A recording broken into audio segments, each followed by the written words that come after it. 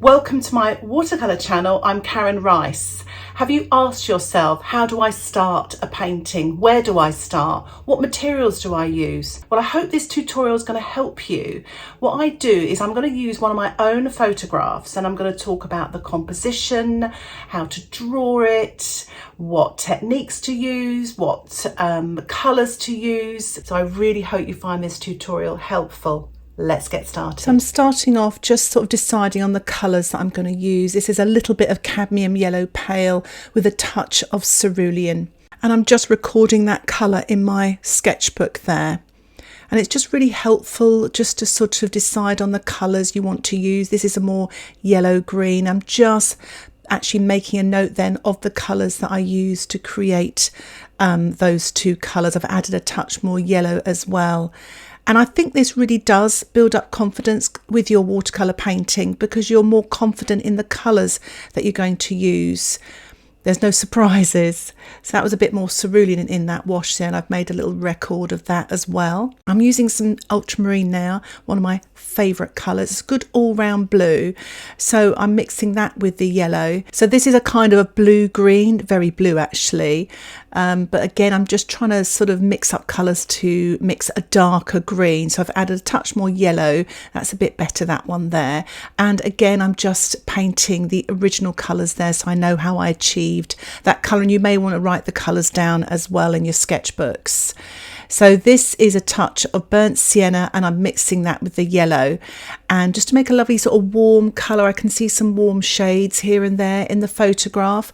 I've added a little bit more burnt sienna to that. Again, I've made a little record there of the two colours. Now this is burnt sienna here and I'm going to mix that with ultramarine. You get some lovely dark colours with those two colours mixed together. You can also use burnt umber as well, but as you can see there you get really dark colours. And I'm going to use these colours for the stone wall. So there's the ultramarine and burnt sienna. I will put a list of all the materials and colours with alternatives in the description below. I felt my painting, my little sketch here, needed some more greens. So I'm trying out some different cold blues. And one of them here is turquoise, but I felt it was a little bit too sort of greeny looking. So this is phthalo blue. And it's a really lovely blue, especially for mixing darker greens. And as you can see here, I'm mixing the burnt sienna, which is a great brown, to mix with a cold blue like phthalo blue. You get some beautiful dark greens. And there it is there. It's a gorgeous colour. And also the phthalo blue will work well with the cadmium yellow pale for some limey green colours also. So I'm going to try out a few different techniques here. My first technique is spattering. I'm using my size 6 brush, fully loaded brush, and tapping the middle of the brush to let the paint escape, and it creates all these little dots and it creates some wonderful textures. You can actually use a toothbrush to do that as well. And I have a tutorial all about spattering. If you want to delve in and learn more, I will put a link for that in the description below. Now this is going to be the plastic card technique. So I'm using some creamy dark colours, the ultramarine and burnt sienna. I've waited a little bit and I'm just swiping off the colour now, and it creates some wonderful textures and lights and darks to give the look of stone walls. And I'll also put a link in the description below of a tutorial I made all about using the plastic card technique. I'm using the salt technique here. So this is some wet paint and I'm sprinkling some table salt onto the damp paint. So it's not like a puddle, it's damp, so you can still see the shine. I'll also put a link in the description of a tutorial I made all about using salt. Next, I'm going to try out some Brusho. This is moss green. I've pierced a little hole in the top using this push pin. And what I'll do is I will sprinkle now onto the wet paint just to see how that looks, and also onto the wet paper. And as you can see, it sort of disperses out. You've got all these lovely different colours you get just by using one colour with Brusho. This is olive green, and you get some lovely warm colours here. What I'm going to do is I'm going to give that a little more spritz just to get colours to blend a little bit more. I'm spritzing the top part here. I'm going to use some light brown. I'm sprinkling that onto the wet surface. I'm going to use a touch of black. So it's just trying out these different colours, seeing which ones are best for my painting. So that looks quite nice. And I just wanted to show you, if you over spritz Brusho, which is what I'm doing now, That's what happens.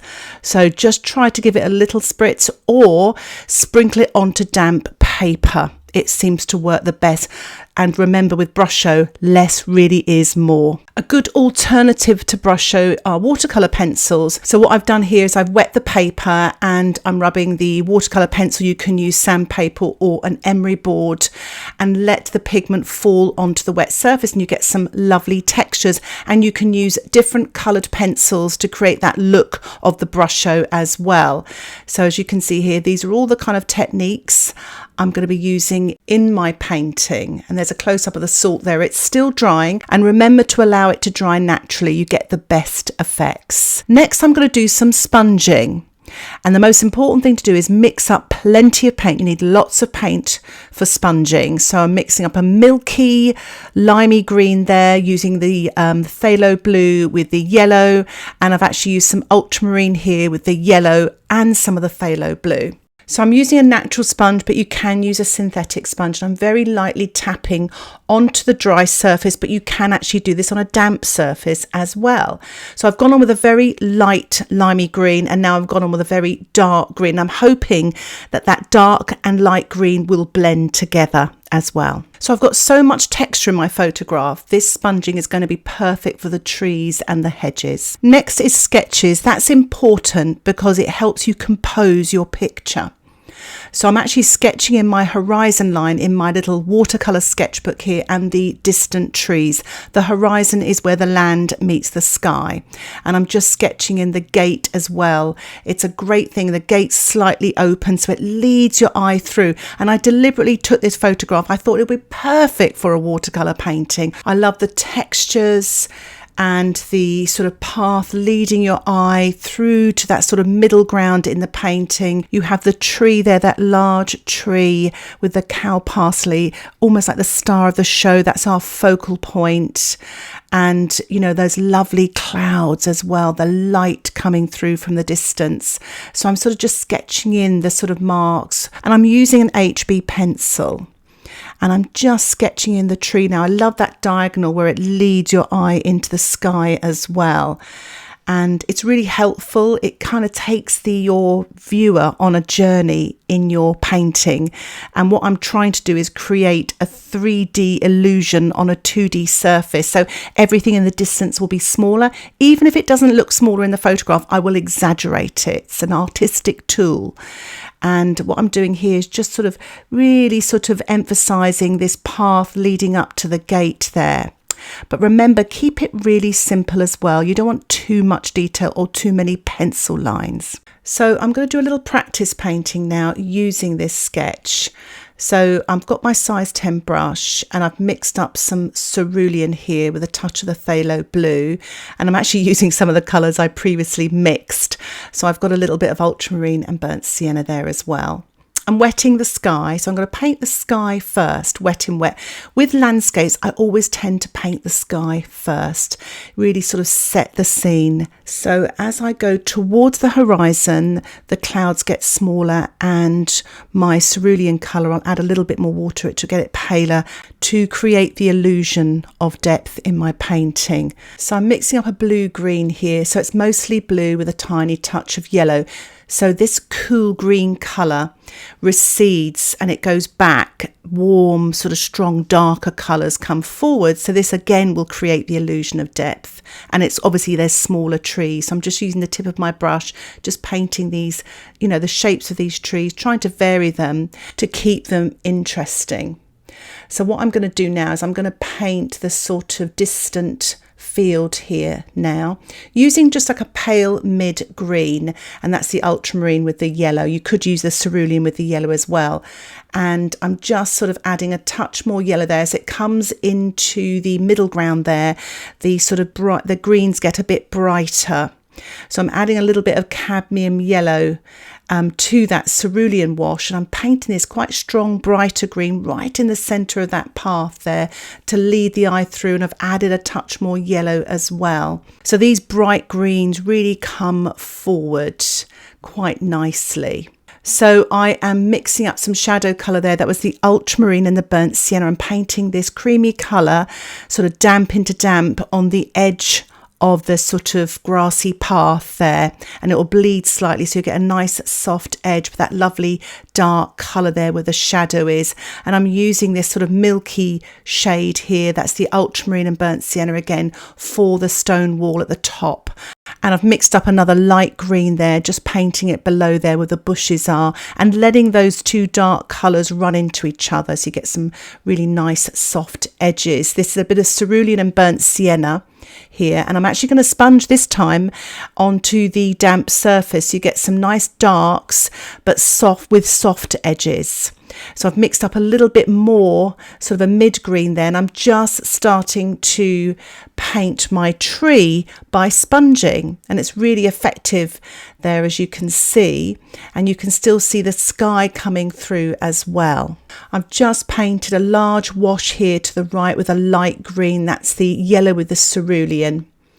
And I'm mixing up some cerulean now with the yellow, but more of a mid green, and just painting this damp into damp with my size 10 brush. I'm sprinkling on some table salt now. Remember to allow that to dry naturally. And I'm using the plastic card now to lift off some of the paint to create the look of that stone wall there.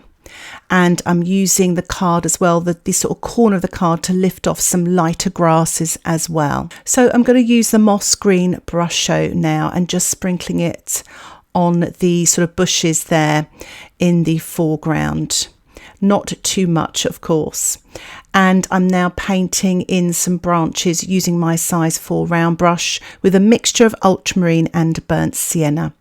So I've got all these sort of colours working together, which will create harmony in your painting. You can use a paper towel as well to control how wet your brush is, especially if you're painting something like small branches and twigs. So I've mixed up a really dark green here using the Phthalo turquoise with the burnt sienna, and I'm printing very gently with my sponge, damp into damp, to create the darks. There's a lot of dark in that tree and I really want to bring that forward there.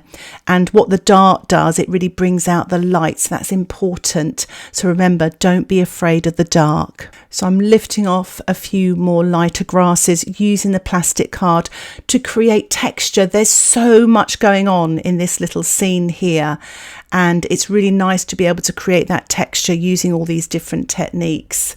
And I'm just painting now some of the shadows on the path using the ultramarine with a touch of the burnt sienna, or you could even use a darker blue green as well. That's using the ultramarine with a touch of the yellow there. I'm painting some of that darks now in the sort of bushes to the right using the tip of my brush, and also to the left here. Just a few little darks and details, especially around the rocks where I lifted off with a plastic card.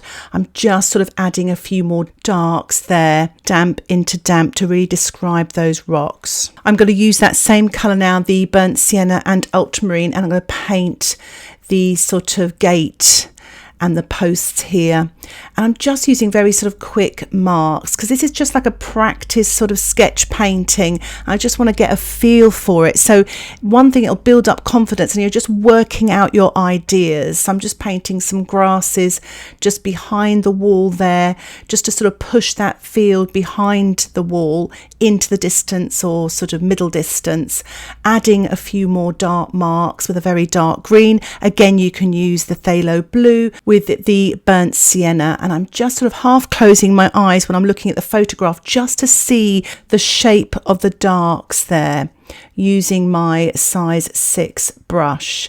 And I thought it'd be quite nice just to paint a few more darks in those distant trees and a few more grasses as well in that middle distance. And I thought it'd be quite nice to finish off with a spatter of yellow over the trees and hedgerows. So from this planning of techniques and sketching, I painted this larger piece, and this exclusive tutorial will be available on my Patreon membership. I really hope you found this tutorial helpful, a good guide on how to start a watercolour, trying out the different techniques, colours, colour mixing. It can really help and build confidence. If you have any questions about this tutorial or about watercolour, please put them in the comments section below. And if you'd like to see more videos like this, Don't forget to subscribe to my channel where you'll get updates of my latest tutorials. And if you'd like to learn more about watercolour, why not think about joining my Patreon membership?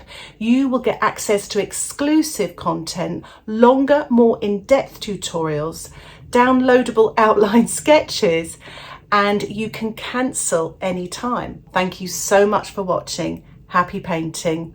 Bye for now.